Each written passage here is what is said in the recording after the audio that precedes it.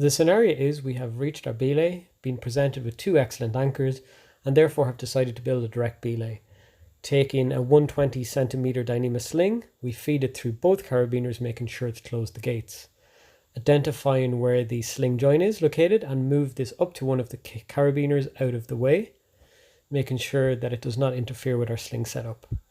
We make sure to orientate the sling in the direction of the following climber. When we've achieved this, we make a master point with a figure of 8 knot.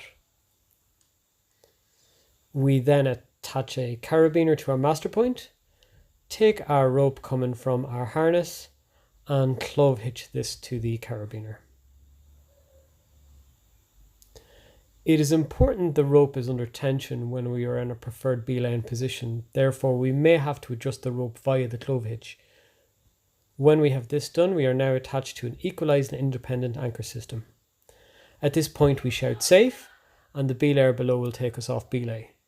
We take in the rope between us and the climber and stow it neatly over and behind our anchors. It is important when the approaching climber reaches us that they have a clear, uncluttered platform to stand on. In this instance, we'll be using an Italian hitch and belay directly from the anchor.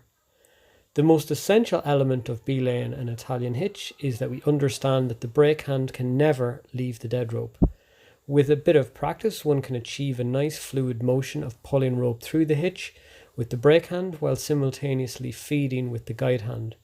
The guide hand then slides back up the live rope and holds the dead rope momentarily, thereby allowing the brake hand to slide back up the dead rope without leaving the rope, and so the process continues. An Italian hitch can only be used in a situation when it is constructed in front of us, thereby allowing us to have full control over the dead rope. Similar to the previous scenario, we are presented with two excellent anchors, therefore have decided to create a direct belay using a sling. We orientate the sling in the direction of the upcoming climber and as before create a master point with a figure of 8 knot.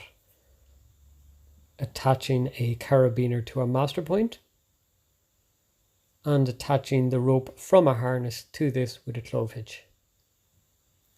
As before, we make sure to remove all unnecessary slack from the system by adjusting our clove hitch accordingly.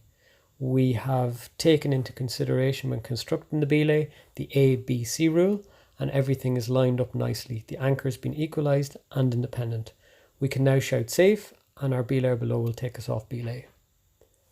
We attach our guide plate to the master point with another carabiner, making sure the belay cable is facing us. Once completed, we take in all of the rope between us and the climber below, stowing it neatly over our anchor and behind us out of the way of the approaching climber. Once this is completed, we then take the live rope and create a bight of rope, thread it through our belay device, making sure the live rope is coming from the top of the device, and finish off by clipping a carabiner through the belay cable and the bight of rope. To make sure the rope has been correctly orientated through the device, we pull on the live rope and the device should lock up. The belaying is similar to using an Italian hitch. We use the brake hand to pull rope through the device while simultaneously feeding rope with the guide hand. As the belay device is being used in auto locking mode, we can simply slide our brake hand back up the dead rope and repeat the process. When weight is applied to the live rope, the device will automatically lock. This can only be unlocked by either the climber taking their weight off the rope or by alleviating the pinching mechanism created by the auto-locking device. It is vitally important that the guide mode is not used on the belay device without having practiced alleviating the pinching mechanism.